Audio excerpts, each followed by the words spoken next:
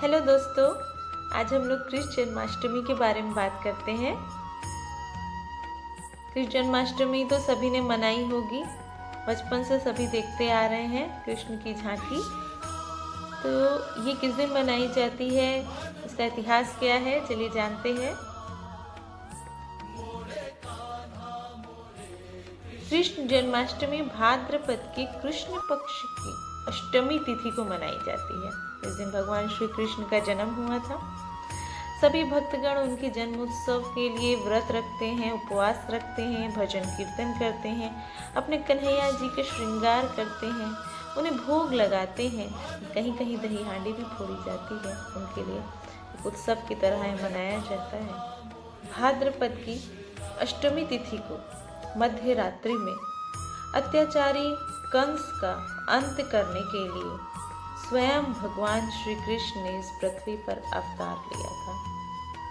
मथुरा के राजा उग्रसेन के पुत्र कंस ने उन्हें राजगद्दी से उतारकर अपने को राजा बना लिया। कंस एक बेहद ही क्रूर और अत्याचारी राजा था, जिसके क्रूरता और अत्याचार से वहां की प्रजा त्राहि त्राहि कर रही थी। कंस की एक बहन थी जिसका नाम था देवकी, जिससे वो बहुत स्नेह करता था। उसका विवाह वसुदेव के साथ संपन्न हुआ और विवाह के पश्चात उसको ससुराल छोड़ने के लिए कंस स्वयं रथ हाँक रहा था और उसे ससुराल तक छोड़ने जा रहा था। तभी रास्ते में एक आकाशवाणी हुई कि हे कंस, जिस बहन को तू इतने प्रेम से अपने ससुराल छोड़ने जा रहा है, उसी का 8वां पुत्र तुम्हारा काल बन जाएगा।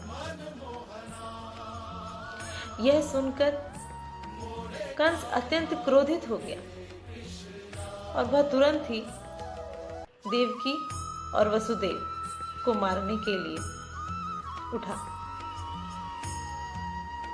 तब वासुदेव ने कहा कि रे कंस, तुम देवकी को कोई हानि मत पहुंचाओ।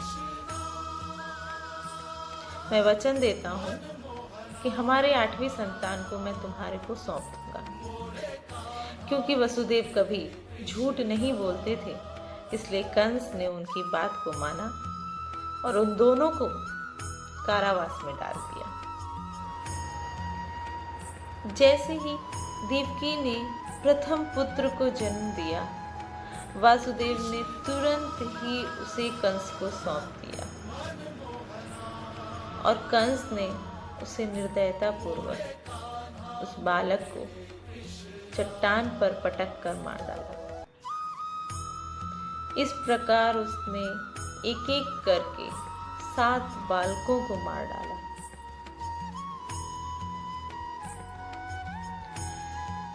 भाद्रपद महीना था, रोहिणी नक्षत्र था, अष्टमी तिथि थी। मध्य रात्रि को भगवान श्री कृष्ण ने जन्म लिया और उनके जन्म लेते ही पूरी कोठरी में प्रकाश ही प्रकाश फैल गया। देवकी वसुदेव के सामने शंख, चक्र, पद्म और गदा धारण किए हुए स्वयं भगवान विष्णु खड़े हुए थे और उन्होंने कहा कि मैंने ही बालक के रूप में जन्म लिया है। मैं अब बालक रूप धारण कर लूंगा और तुम मुझे तत्काल गोकुल में नंद के घर पहुंचा दो और उनके घर में अभी अभी जन्मी कन्या को लेकर आओ और उसे कंस को सौंप दो। इतना कहकर भगवान बालक के रूप में हो गए। उसी समय पहरेदार अपने आप सो गए, वासुदेव की बेड़ियां खुल गईं और कारागार के किवाड़ भी खुल गए। तब वासुदेव उन्हें एक सूप में लेकर के निकले नंद के घर जाने के लिए।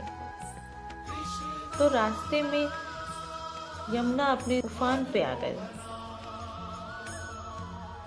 इतनी ऊंची लहरें होने लगी, बढ़ने लगी कि वासुदेव उसमें डूब ही गए। तभी श्री कृष्ण ने अपना एक चरण टोकरे से बाहर निकाला और उसको छूते ही यमुना नदी वापस घट गई। इसकी कहानी जो है वो भी मैं आपको नीचे लिंक दिया है, उसको आप जानिएगा कि कृष्ण और यमुना नदी में क्या संबंध था और वो क्यों उठी थी उनकी लहरों को छूने के लिए।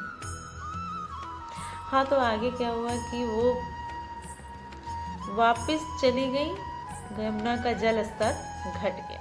वसुदेव यमुना पार करके गोकुल में नंद के यहाँ गए और यशोदा जी के बगल में श्री कृष्ण को लिटाकर उनकी छोटी सी कन्या को उठाकर वापस कंस के कारागार में आ गए। और कारागार में आते ही वापस से किवाड़ बंद हो गए।